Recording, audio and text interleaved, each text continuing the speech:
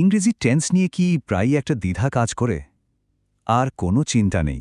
আজকে আমরা টেন্সের সব জট খুলে ফেলব আর দেখে নেব কিভাবে একদম সহজে এটাকে নিজের আয়ত্তে আনা যায়। তো চলুন আর দেরি না করে সরাসরি শুরু করে দিই। আচ্ছা, প্রেজেন্ট পাস্ট ফিউচার এই তিন কালের মধ্যে ঘুরপাক খেতে খেতে কি মাঝে মাঝে মনে হয় যে সব গুলিয়ে যাচ্ছে? মানে কখন কোনটা ব্যবহার করতে হবে এটা নিয়ে একটা কনফিউশন কাজ করে, তাই না? এটা কিন্তু খুবই স্বাভাবিক একটা ব্যাপার। তবে আমি কথা দিচ্ছি, আজকের এই আলোচনার পর টেন্স নিয়ে আর কোনো দ্বিধাই থাকবে না। তো প্রথমেই আসি মূল প্রশ্নে, এই টেন্স জিনিসটা আসলে কি? দেখুন, একদম সহজ করে বললে টেন্স মানে হলো কাজটা করার সময়। মানে কোনো একটা কাজ কখন হচ্ছে, এখন হচ্ছে নাকি আগে হয়ে গেছে নাকি ভবিষ্যতে হবে, ঠিক এই সময়টাকেই আমরা টেন্স বলি। সাধারণত আমরা সময়কে মূলত তিনটে ভাগেই তো দেখি, তাই না? প্রেজেন্ট মানে হলো বর্তমানকাল, পাস্ট মানে অতীত, আর ফিউচার মানে ভবিষ্যৎ। আর মজার ব্যাপার কি জানেন? ইংরেজি গ্রামারের যত টেন্স আছে তার সবকিছুই কিন্তু এই তিনটে সময়ের ধারণার উপর ভিত্তি করেই তৈরি হয়েছে। তাহলে আজকে আমরা কি দেখব? প্রথমে বুঝব টেন্স আসলে কি, তারপর একে একে প্রেজেন্ট, পাস্ট আর ফিউচার টেন্সের খুঁটিনাটি জানব, আর সবশেষে থাকছে একটা দারুণ চিটশিট যা আপনাকে সব নিয়ম এক ঝলকে মনে রাখতে সাহায্য করবে। চলুন তাহলে শুরু করা যাক আমাদের প্রথম পর্ব দিয়ে, মাস্টারিং দ্য প্রেজেন্ট টেন্স, মানে বর্তমানকাল। এখন যে কাজগুলো হচ্ছে বা সাধারণভাবে হয়ে থাকে সেগুলোকে ইংরেজিতে কিভাবে বলা যায়, চলুন সেটাই দেখে নিই। প্রথমে আসি প্রেজেন্ট ইনডেফিনিট টেন্সে। এটা কখন ব্যবহার হয়? সাধারণত কোনো অভ্যাস বোঝাতে, যেমন ধরুন আমি প্রতিদিন বই পড়ি, বা কোনো চিরন্তন সত্যের কথা বলতে, যেমন সূর্য পূর্ব দিকে ওঠে। এটা চেনার একটা সহজ উপায় আছে। বাংলা বাক্যের ক্রিয়ার শেষে যদি ই, অ, এ এই ধরনের উচ্চারণ থাকে তাহলেই বুঝবেন এটা প্রেজেন্ট ইনডেফিনিট। আর এর গঠন তো একদমই সোজা। প্রথমে সাবজেক্ট, তারপর ভার্বের প্রেজেন্ট ফর্ম, আর তারপর অবজেক্ট। এরপর আসছে প্রেজেন্ট কন্টিনিউয়াস। দেখুন, নামটা শুনলেই কিন্তু বোঝা যায়, তাই না?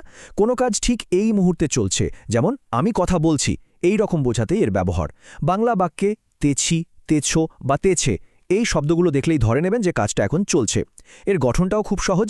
সাবজেক্টের পরে পার্সন অনুযায়ী অ্যাম, ইজ বা আর বসবে, আর ভার্বের সাথে একটা আইএনজি যোগ হবে। এবার আসি প্রেজেন্ট পারফেক্ট টেন্সে। এটা একটু মজার। ধরুন কোনো একটা কাজ এইমাত্র শেষ হয়েছে, কিন্তু তার ফল বা প্রভাবটা এখনও আছে।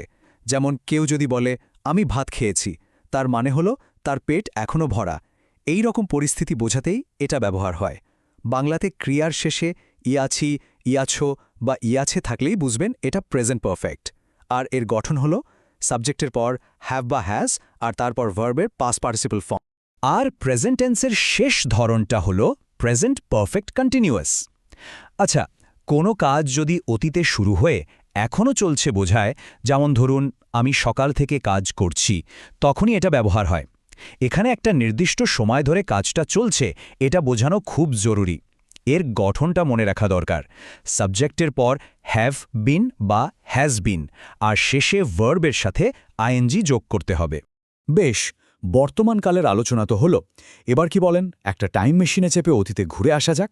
চলুন দেখি যে ঘটনাগুলো ঘটে গেছে সেগুলোকে ইংরেজিতে বলার নিয়মগুলো কি কি। অতীতের টেন্সগুলোর মধ্যে সবচেয়ে সহজ হলো পাস্ট ইনডেফিনিট। অতীতে কোনো একটা কাজ সাধারণভাবে হয়েছিল, যেমন আমি কাজটি করেছিলাম, এই রকম বোঝাতেই এর ব্যবহার।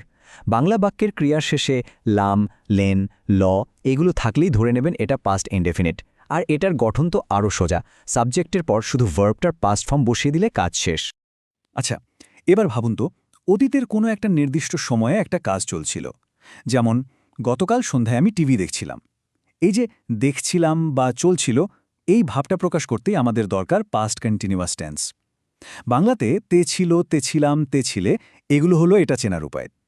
আর এর ইংরেজি গঠনটা হলো সাবজেক্টের পর ওয়াজ বা ওয়ের, আর তার সাথে ভার্বের আইএনজি ফর্ম।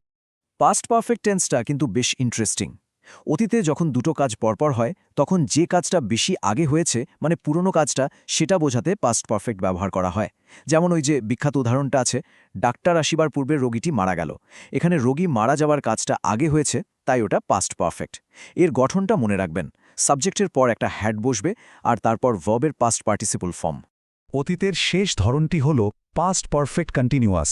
অতীতে একটা কাজ হওয়ার আগে অন্য একটা কাজ বেশ কিছুক্ষণ ধরে চলছিল, এই রকম পরিস্থিতি বোঝাতে এটা ব্যবহার হয়। যেমন ধরুন তুমি ফোন করার আগে আমি 1 ঘন্টা ধরে টিভি দেখছিলাম। এখানেও কিন্তু ওই সময়টা উল্লেখ করা খুব জরুরি। এর গঠনটা হলো সাবজেক্ট, তারপর হ্যাড বিন আর ভার্বের সাথে আইএনজি। তো অতীত আর বর্তমানের কথা তো অনেক হলো, এবার এগোনো যাক ভবিষ্যতের দিকে। যে কাজগুলো এখনো হয়নি, ভবিষ্যতে হবে, সেগুলোকে ইংরেজিতে আমরা কিভাবে বলবো? চলুন এবার সেটাই জেনে নেওয়া যাক। ভবিষ্যতের কথা বললেই আমাদের মাথায় সবার আগে যেটা আসে সেটা হলো ফিউচার ইনডেফিনিট। ভবিষ্যতে কোনো কাজ সাধারণভাবে হবে, যেমন আমি কাল আসব, এরকম সাধারণ ভবিষ্যৎবাণী করতেই এই টেন্স। বাংলা ক্রিয়ার শেষে ব, বে, বেন দেখলেই বুঝে যাবেন যে এটা ফিউচার টেন্স। আর এর গঠনও আমাদের খুব পরিচিত। সাবজেক্টের পর শ্যাল বা উইল, আর তার সাথে ভার্বের একদম মূল রূপ। এবার একটু কল্পনা করুন তো, ভবিষ্যতের কোনো একটা নির্দিষ্ট সময়ে একটা কাজ চলতে থাকবে, যেমন আগামীকাল এই সময়ে আমি পরীক্ষা দিতে থাকব। এই যে করতে থাকব বা চলতে থাকবে, এই ভাবটা বোঝানোর জন্যই আছে future continuous tense.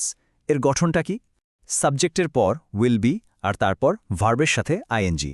Future perfect টেন্সটা ব্যবহার হয় ভবিষ্যতের কোনো ডেডলাইন বোঝাতে, মানে ভবিষ্যতের একটা নির্দিষ্ট সময়ের মধ্যে কোনো কাজ শেষ হয়ে যাবে। যেমন আমি বিকেল 5টার মধ্যে কাজটা শেষ করে ফেলব, এই রকম বোঝাতে এটা কাজে লাগে। এর গঠন হলো সাবজেক্টের পর উইল হ্যাভ এবং তারপর ভার্বের পাস্ট পার্টিসিপল ফর্ম। আর আমাদের টেন্স যাত্রার একদম শেষে আছে ফিউচার পারফেক্ট কন্টিনিউয়াস। ভবিষ্যতে কোনো একটা নির্দিষ্ট সময়ের আগে পর্যন্ত একটা কাজ বেশ কিছুক্ষণ ধরে চলতে থাকবে, এই রকম বোঝাতে এটা ব্যবহার হয়। যেমন বাবা আসার আগেই আমি 2 ঘন্টা ধরে পড়তে থাকব। এখানেও কাজের সময়কালের ওপর জোর দেওয়া হয়। এর গঠনটা খেয়াল করুন, সাবজেক্ট, তারপর উইল হ্যাভ বিন আর সবশেষে ভার্বের সাথে আইএনজি। বাহ, আমরা তো অনেকগুলো নিয়মকানুন দেখে ফেললাম, তাই না? এখন হয়তো সবকিছু একটু জট পাকিয়ে যেতে পারে, তাই এবার সময় হয়েছে সব নিয়মকে একটা সহজ ছকের মধ্যে নিয়ে আসার। পরের স্লাইডটাই হবে আমাদের সেই মাস্টার কি, যেটা দিয়ে টেন্সের সব তালা এক নিমেষে খুলে যাবে। এই যে চলে এসেছে আমাদের সেই জাদুর বাক্স। এবার ভালো করে খেয়াল করে দেখুন, শুধু বাংলা ক্রিয়াপদের শেষের অংশটা দেখেই কিন্তু বলে দেওয়া সম্ভব যে ওটা কোন টেন্স হবে। যেমন ধরুন, শেষে লাম, লেন, ল থাকা মানেই ওটা পাস্ট ইনডেফিনিট। আবার ব, বে, বেন থাকা মানেই ফিউচার ইনডেফিনিট। কি ব্যাপারটা হঠাৎ করেই অনেক সহজ মনে হচ্ছে না? তাহলে পুরো আলোচনার পর টেন্স শেখার আসল রহস্যটা কি দাঁড়ালো? এটাই, বাংলা বাক্যের শেষের প্যাটার্নটা ধরতে পারা। এই ছোট্ট কৌশলটা একবার মাথায় ঢুকিয়ে নিতে পারলেই আমি নিশ্চিত টেন্স আর কোনোদিন কঠিন মনে হবে না। এখন তো টেন্স চেনার আর ব্যবহার করার সহজ রাস্তাটা আমাদের জানাই হয়ে গেল। তাহলে আর দেরি কিসের? এই চিটশিটটা থেকে যে কোনো একটা টেন্স বেছে নিন আর সেটা দিয়ে আজই কয়েকটা নতুন বাক্য বানিয়ে ফেলুন। মনে রাখবেন, যত বেশি অনুশীলন করবেন ততই ব্যাপারটা সহজ হয়ে যাবে।